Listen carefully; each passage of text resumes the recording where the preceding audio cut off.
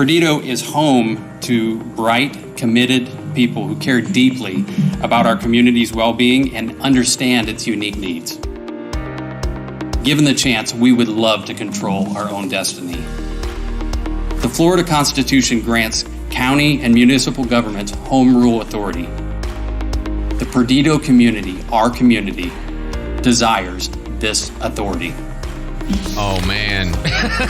This is a big deal. You've got, that's Steve Brentro. He was speaking at the legislative delegation meeting the other night. Thank you to Studio 850 for carrying video of that. But talking about how there's a pretty strong push now in Perdido, the Perdido Key and part of the mainland Perdido, to incorporate as what they call government light. Joining us now, the key organizer for the movement, Steve Brentro. Steve, welcome to the Pensacola Morning News, sir. Hey, thanks, Andrew. Great to be here. Absolutely. So let's imagine that there are a lot of people who are hearing this for the very first time, and aside from the what kind of reaction that some people are having, can you maybe tell folks, why you guys want to incorporate Perdido? Sure. First of all, I want to be clear, people have heard rumblings probably in the past about the Key wanting to incorporate.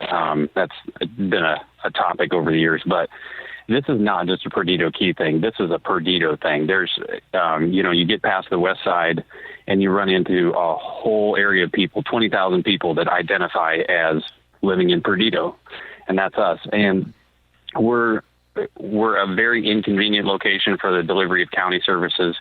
I mean, imagine you jump in a truck or a car to come out here. That's an hour round trip at least every time they have to come out here.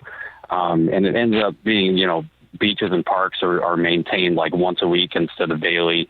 You just have a slew of problems, and it stresses the rest of the county out because it pulls funds and vehicles away from them. So, we would like to be able to make local decisions on local issues and not have to bother the county with it. And it'll reduce the strain on the county, help our neighbors in the county. I mean, there's plenty of other places in District 1 and District 2 that could really use attention in addition to us. And if we're helping take care of ourselves, if we grow up and move out of the house, then it just makes everybody's life easier. So that's some of the reasons, but I could talk for an hour. No, sure. I know, and I'm sure having worked on this for quite a while now. How long have you all been working on this, by the way?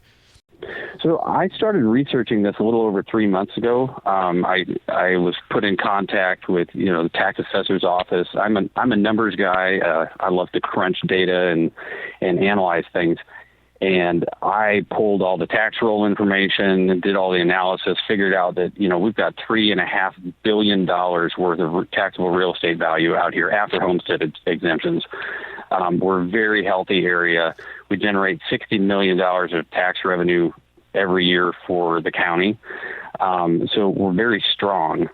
And the people that I started running into when I was talking about this and researching this are phenomenal people. I mean, the skill level, the intelligence level is just off the charts. They are very, very talented, committed people who care about this community and really want to preserve Perdido's charm.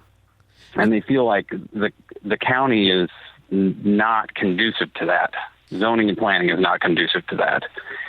So now, just for people who might be unclear, I'm looking at the map you guys have put out, and I think the immediate first reaction people might have is it's Perdido Key and Inner Rarity and a couple of the little areas there, but this is really a large section of the west side, basically everything west of Blue Angel and west of Dog Track at that bend. That's what you have. So it's like Paradise Beach all the way down and through and around, right? Right. And to be clear, those boundaries are set up for research purposes because you have to draw the line someplace when you're getting data.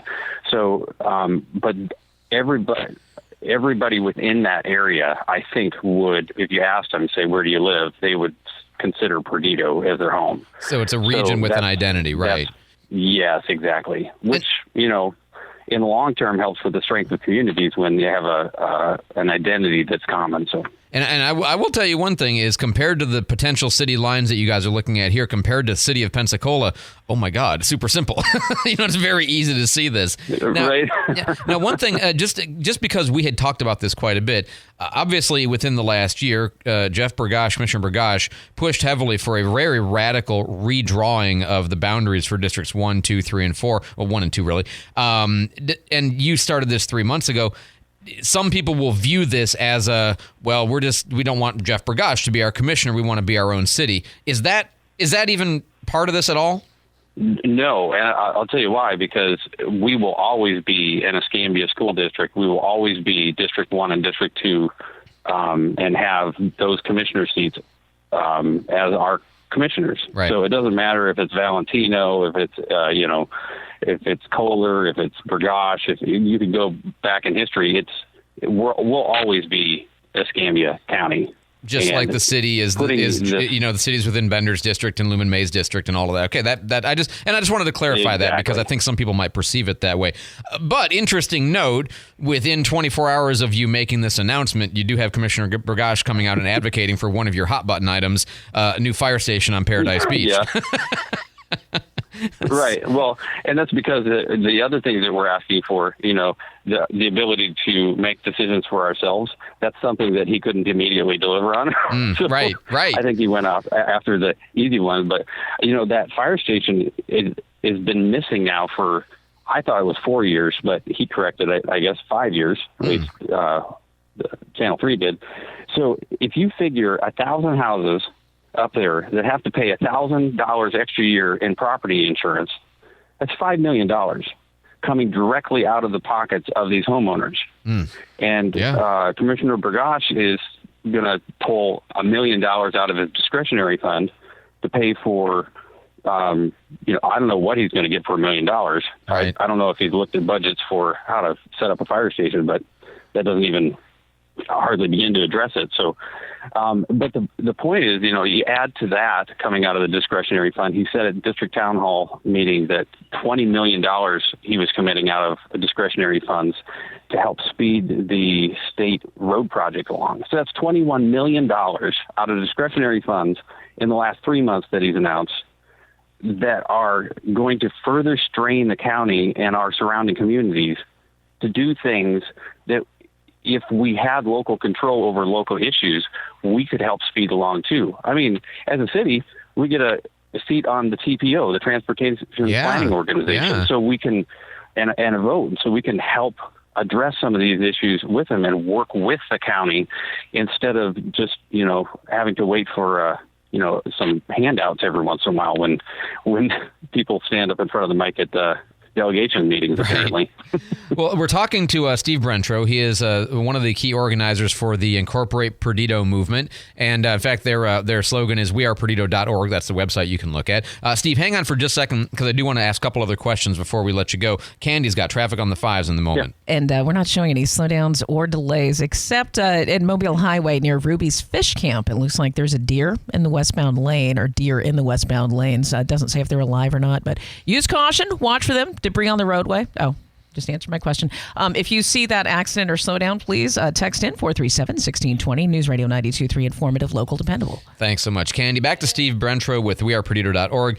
So just one thing, I think when people first hear this, and I even know my kind of first reaction was, oh, y'all want to secede from the county. But you've made it very clear. You don't want to secede from the county, just like Pensacola did not secede from Escambia County as being a city. But you want to have more local control. You want to be able to make decisions locally and kind of keep the funds at home instead of having to go out to the county and then have somebody drive down to service you and take care of the stuff that you need. And I think that's probably one of the key things is you guys are not trying to be full-blown a whole nother level of government like the city of Pensacola with several hundred employees.